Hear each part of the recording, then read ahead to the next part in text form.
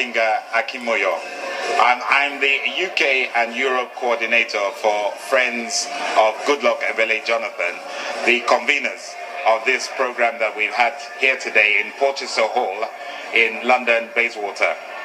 The whole essence of the program was to bring ordinary Nigerians who are in the UK to an event where they could have an audience with Mr. President. Mr. President was represented this evening gloriously by two of his frontline federal ministers, the Minister of Agric and Rural Development and the Minister of Power. And the reason why we are particularly grateful for the presence of those two ministers is because Nigerians in diaspora ask random questions which are repetitive. One of the questions they ask is security and insurgency in Nigeria. It's been a long question for Nigerians in diaspora as to how personal security is guaranteed, the security of their property, and more recently, the question of the insurgency. And we're very happy that right from the horse's mouth, from the presidency through his ministers, some of those questions have been answered today. The second question that many Nigerians in diaspora talk about is how their worth and value can be appreciated in terms of having the right to vote. It's been a very long time coming for Nigerians in diaspora to be involved in the process of choosing their president. And we yearn for the day when Nigerians in diaspora, by law, will be entitled to vote anywhere they are around the world. And that's another key question that we're able to pose to the president through the ministers who represented him today. And we're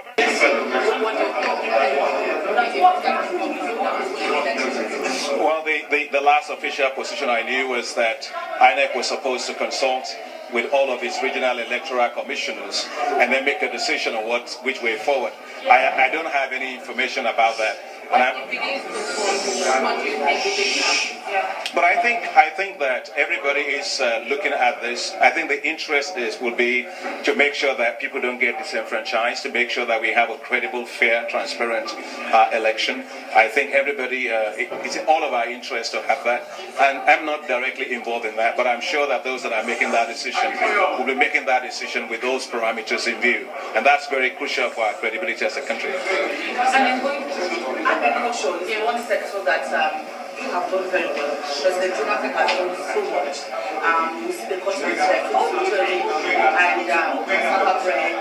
We see that we export as much. The rice farms in Kenya are doing enormously well. Could you tell us a little bit about the agricultural programs that you have? Well, I think this president has done extremely well, in agriculture. He took agriculture from being something in the doldrum, something like backwater side, to make agriculture central to the economy. We've been able to add 21 million metric tons of food to our domestic food supply within 3 years, and that has allowed us to keep the price of food down, despite the fact that we have a depreciation of the naira and the collapse in the times of price of crude oil. You've barely seen any significant shift in food prices. It's not magic. That's because this president has been working. If you look at foreign direct investment in agriculture, we've been able to attract $5.6 billion of foreign direct investment into the agricultural sector. If you look at it, it's not just even foreigners. You look at Nigerians themselves. Aliko Dangote and others are putting in a lot of money. Aliko $1 billion into rice, $2.3 billion into sugar. We're beginning to get our big importers to become local producers, and I think that's very good. But most importantly is the fact that we are feeding ourselves with dignity. We are actually reducing our food import bill. Our food import bill went down for 1 trillion naira in 2009 to 634 billion naira by 2013, and it continues to decline. And so agriculture has become the lifeline of the economy. This president saw literally ahead of time that we're going to have a hard time like this. He made a good decision that we should actually begin to diversify the economy. Thank God that we did. But I can tell you, watch agriculture. This is going to be Nigeria's future oil.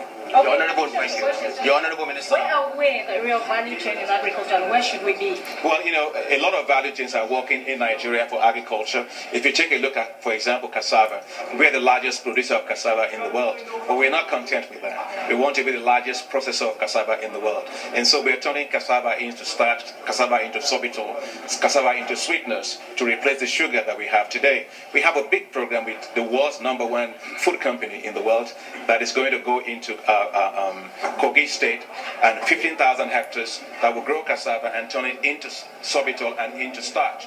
That's a huge thing for us. Nigeria, what megawatt do we need to have steady, uninterrupted power supply in the country, I think, as a whole, national grid? So that's one. And secondly, where are we now, and how long, honestly, would it take us to achieve that? To be able to meet the demand for power in Nigeria, you have to take care of so many things. Number one, in generation, we want to be sure that the generation capacity has improved substantially. Number two, the transmission infrastructure has to be in place. Number three, the distribution infrastructure has to match the transmission infrastructure. One thing happened before Mr. President, Dr. Goodluck Ebele Jonathan, came on board. Normally, from an engineering perspective, you need to have 150% transmission capacity versus generation capacity. In Nigeria, it was turned the other way around. The same thing goes with distribution capacity and transmission capacity. You need to have substantially more capacity to distribute than you can transmit. Again, in Nigeria, it was almost the same. It wasn't so good. So this government had to face the entire issue of making sure that the transmission infrastructure is strengthened. And one way to do it is to repair, revamp already existing lines, and then expand and extend the already existing lines. That is why so many more substations have to be built. In fact, through the NIPP projects alone, the government did almost 300 injection substations for the country. And we have over 3,400 kilometers of transmission lines. So it's a vast improvement compared to what any other government has done. But again, the surprise demand for electricity in Nigeria is so huge that no matter what you do, once electricity gets to a place, people acquire more facilities, they buy refrigerators, they buy air conditioners. Before you know it, what you think you had enough for everybody will have to be shared by so many entities.